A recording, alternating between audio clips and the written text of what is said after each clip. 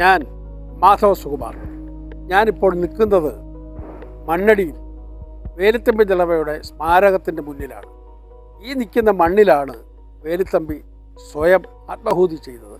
അതിൻ്റെ വിശദാംശങ്ങൾ ഇവിടുത്തെ ഗൈഡായ ലക്ഷ്മി നിങ്ങളോട് സംസാരിക്കും. വേലുത്തമ്പി ദളവ സ്മാരക മ്യൂസിയം ഇത് മണ്ണടിയിലാണ് സ്ഥിതി ചെയ്യുന്നത്. പുരാവസ്തു വകുപ്പിൻ്റെ കീഴിലാണ് ഇപ്പോൾ ഇത് പ്രവർത്തിക്കുന്നത്. 2010 ഈ മ്യൂസിയം ആരംഭിച്ചത്. ഈ മ്യൂസിയം ഇവിടെ വരാനൊരു കാരണമാണ്. വരുന്നവരുടെ എല്ലാം ഒരു തെറ്റിദ്ധാരണയാണ് വേലുത്തമ്പി ദളവ ആത്മാഹൂതി ചെയ്ത സ്ഥലം എന്ന് പറയുന്നത് മണ്ണടി ദേവീക്ഷേത്രത്തിൽ വെച്ചാണെന്ന്. എന്നാൽ അതൊരു തെറ്റിദ്ധാരണ മാത്രമാണ്. വേലുത്തമ്പി ദളവ ആത്മഹത്യ ചെയ്തത് ചേന്ദമംഗലം മന നിന്നിരുന്ന സ്ഥലത്താണ്. ഇപ്പോൾ അവിടെയുള്ളത് മണ്ണടി വേലുത്തമ്പി ദളവ സ്മാരക മ്യൂസിയം. ചേന്ദമംഗലം മന നിന്നിരുന്ന സ്ഥലത്ത് ബ്രാഹ്മിൺസിനൊക്കെ ആകുമ്പോൾ വെച്ചാരാധന ഉണ്ടാവും. ആ വെച്ചാരാധന അവിടുത്തെ നിലവറയിലെ ഒരു ദേവീക്ഷേത്രം, ദേവിയുടെ വിഗ്രഹം ഉണ്ടായിരുന്നു.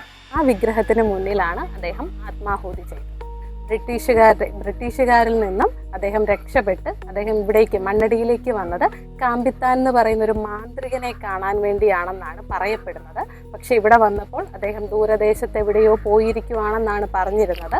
കാമ്പിത്താൻ എന്ന് പറയുന്ന അദ്ദേഹത്തിന് അദൃശ്യനാവാനുള്ള കഴിവുണ്ടെന്നും വെള്ളത്തിന് മുകളിലൂടെ നടക്കാനുള്ള കഴിവുണ്ടെന്നും ഒക്കെയാണ് പറയപ്പെടുന്നത്. ഇതൊക്കെ വാമൊഴിയായിട്ട് പറഞ്ഞു വരുന്ന ചരിത്രങ്ങളാണ്, എഴുതപ്പെട്ട ചരിത്രമല്ല.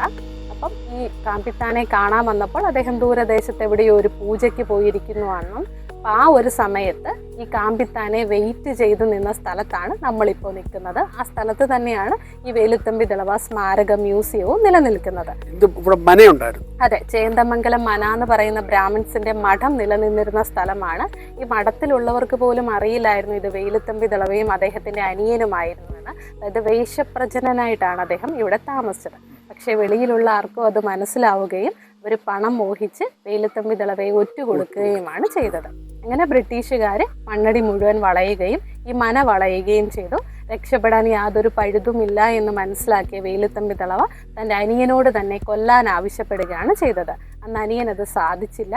അങ്ങനെ ഇതിൻ്റെ നിലവറയ്ക്കകത്ത്, ഈ മഠത്തിൻ്റെ നിലവറയ്ക്കകത്ത് ഒരു ദേവിയുടെ വിഗ്രഹം ഉണ്ടായിരുന്നു. ആ വിഗ്രഹത്തിൻ്റെ മുമ്പിൽ കയറി നിന്ന് തൻ്റെ ജീവനുള്ള ശരീരം ബ്രിട്ടീഷുകാർക്ക് വിട്ടുകൊടുക്കില്ല എന്ന് പ്രതിജ്ഞ ചെയ്ത് അദ്ദേഹം കയ്യിലിരുന്ന കത്തിയെടുത്ത് നെഞ്ചിലേക്ക് കുത്തിയിറക്കി മരിച്ചു വീഴുകയാണ് ചെയ്തത്. അപ്പോൾ ബ്രിട്ടീഷുകാർ വന്നപ്പോൾ അദ്ദേഹത്തിൻ്റെ ജീവനറ്റ ശവശരീരമാണ് കിട്ടിയത്. എന്നാൽ അവർ അതിനെപ്പോലും വെറുതെ വിട്ടില്ല. അവർ ഇവിടുന്ന് കെട്ടിവലിച്ച് കണ്ണമൂല എന്ന് പറയുന്ന സ്ഥലത്ത് കൊണ്ടുപോയി കഴുമരത്തിലേറ്റുകയാണ് ചെയ്തത്. ബ്രിട്ടീഷുകാരായ തങ്ങൾക്കെതിരെ പോരാടുന്നവരുടെ വിധി ഇതായിരിക്കുമെന്ന് മറ്റുള്ളവരെ കാണിക്കാൻ വേണ്ടിയായിരുന്നു ഈ വേലുത്തമ്പി ദളവയുടെ മൃതദേഹത്തിനോട് ഇത്രയും ക്രൂരത അവർ കാണിച്ചത്.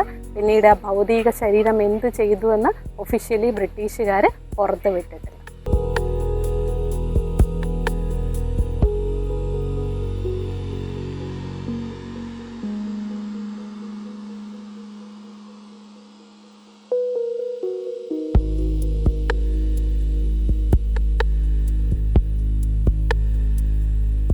ഇത് കാമ്പിത്താൻ മണ്ഡപം.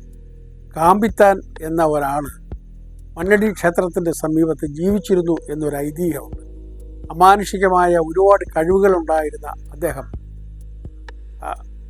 ആറിന് കുറുകെ വെള്ളം നിറഞ്ഞു കിടക്കുമ്പോൾ, ആറിൽ ഇത് കല്ലടയാറാണ്, ഇതിൽ വെള്ളം നിറഞ്ഞു കിടക്കുമ്പോൾ ജലത്തിന് മുകളിലൂടെ നടക്കുമായിരുന്നു.